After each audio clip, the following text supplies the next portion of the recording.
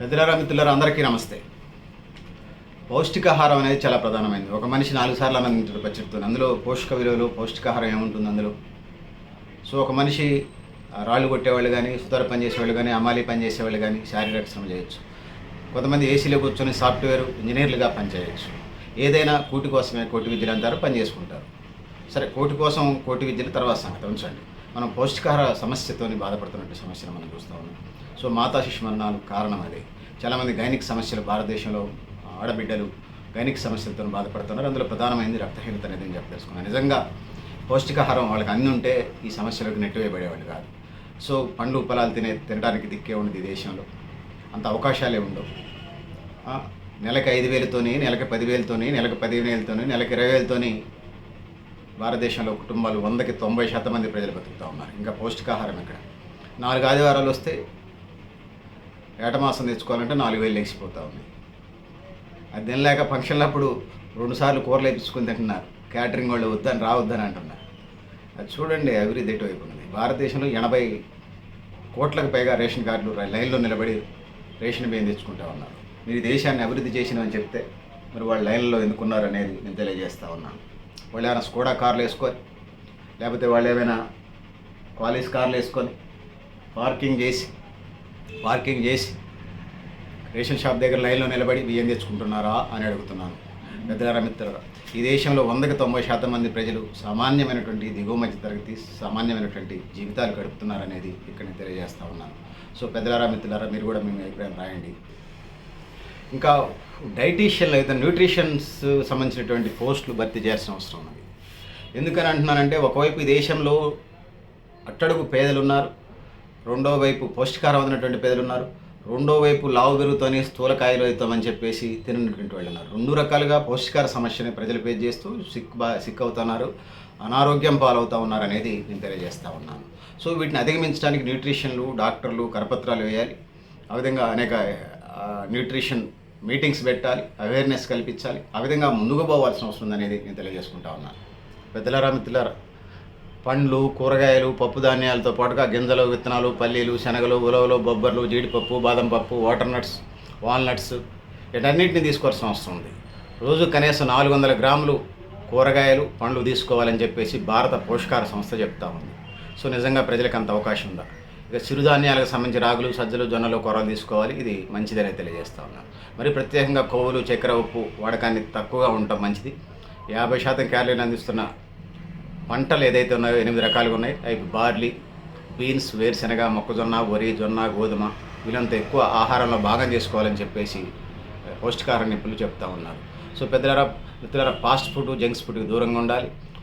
కనీసం 6 నెలల నుంచి సంవత్సరం పాటు తల్లిపాలు ఇవ్వాలి. ఆ విధంగా డబ్బా పాలు ఇవ్వద్దు. తల్లిపాలు ఇవ్వటం వల్ల వాళ్ళలో రోగనిరోధక శక్తి పెరగడానికి ఆస్కారం ఉందనేది తెలియజేస్తా ఉన్నాను.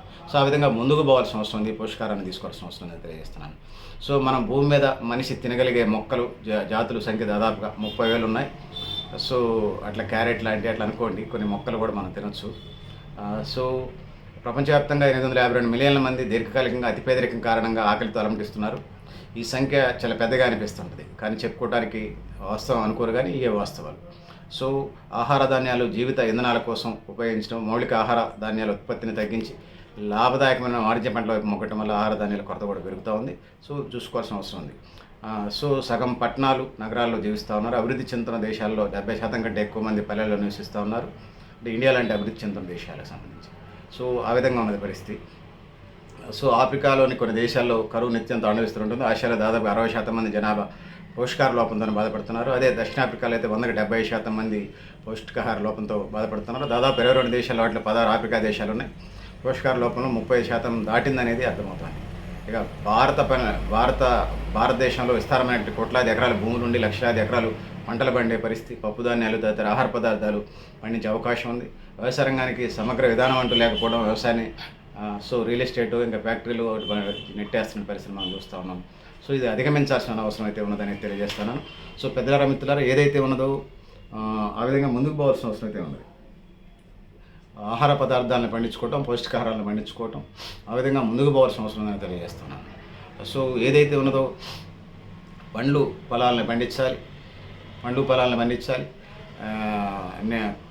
దాంతోపాటు నిమ్మకాయలను పండించాలి, పాడి పరిశ్రమ డెవలప్ చేయాలి, మత్స్య పరిశ్రమ డెవలప్ చేయాలి, మాంస పరిశ్రమ డెవలప్ చేయాలి, ప్రత్యామ్నాయ ఆ వ్యవసాయానికి అనుబంధ వృత్తులను కూడా స్ట్రెంథెన్ చేయాలి, బాయిలర్ కోళ్ళు అట్లా పౌల్ట్రీ ఫార్మ్స్ డెవలప్ చేయాలి. ఆ విధంగా ముందుకు పోవాల్సిన అవసరం అయితే ఉన్నదనేది తెలియజేస్తూ ఉన్నాను. ఇంకా విటమిన్స్, మినరల్స్, ప్రోటీన్స్ వీటికి సంబంధించినటువంటి ఆహార పదార్థాలను స్ట్రెంథెన్ అయ్యే కార్యక్రమాలు చేపట్టాల్సిన అవసరం అయితే ఉన్నదని తెలియజేస్తూ ఉన్నాను. సో అదేవిధంగా ఇప్పుడు ఇలా రేపు బీపీ, షుగర్లు కామన్ అయిపోయింది తయారయ్యి. వీటిని అధిగమించడానికి వరి, గోధుమలో ఫుడ్ రేషియోస్ తగ్గించి ఏదైతే ఉన్నో చిరుధాన్యాలకు సంబంధించి రాగులు, సజ్జలు, జొన్నలు, కొర్రలు, సామాలు, ఎండుకొర్రలు ఏదైతే ఉన్నాయో మన కాదరవల్లి గారు చెప్తారు కదా, బెంగళూరు, కర్ణాటక బెంగళూరు. సో వాటిని మనం స్ట్రెంథెన్ చేసుకోవాల్సిన అవసరం అయితే ఉన్నది. ఆ విధంగా మనిషి ఆరోగ్యమే మహాభాగ్యం అన్నట్టుగా ఆ విధంగా ముందుకు అవసరం ఉన్నది, అవకాశం ఉన్నది. మనిషి పౌష్టికారం తీసుకోవటం వల్ల ఆరోగ్యంగా ఉంటాడు, ఆరోగ్యంగా ఉండటం వల్ల పని చేసుకోవటం వల్ల దేశీయోత్పత్తి పెరుగుతుంది, దేశోత్పత్తి పెరుగుతుంది, దేశాభివృద్ధి చెందుతుంది. ఇది ఎజెండా, ఇది ఎజెండా ఇదనే తెలియజేసుకున్నాను. ఆ వైపుగా బాటలు పడాలి, ఆ విధంగా ముందుకు పోవాల్సిన అవసరం ఉందని తెలియజేసుకున్నాను. ఆ విధంగా మనం చేయాల్సిన అవసరం అయితే ఉన్నది. పాలక వర్గాలు నిమ్మక నీరెత్తినట్టుగా ఇదైతే ఉన్నది.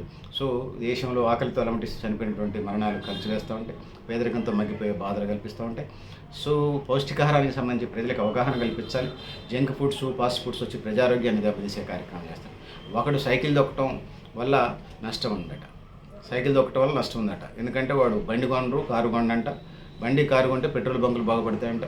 దాని తర్వాత పంచర్ షాపుల వాళ్ళు బాగుపడతారట. దాని తర్వాత టైల్ కొట్టేవాళ్ళు బాగుపడతారట, కార్లు, బండ్లు ఉంటే. దాని తర్వాత పార్కింగ్ వాళ్ళు బాగుపడతారట. సో వ్యవస్థను ఎటువైపు తీసుకువెళ్తా ఉన్నారు ఆధునికత పేరుతో అనేది మనం ఇక్కడ ప్రశ్నించుకోవాల్సిన అవసరం అయితే ఉన్నది. సో ఆరోగ్యమే ప్రధాన ఎజెండాగా పోవాలి.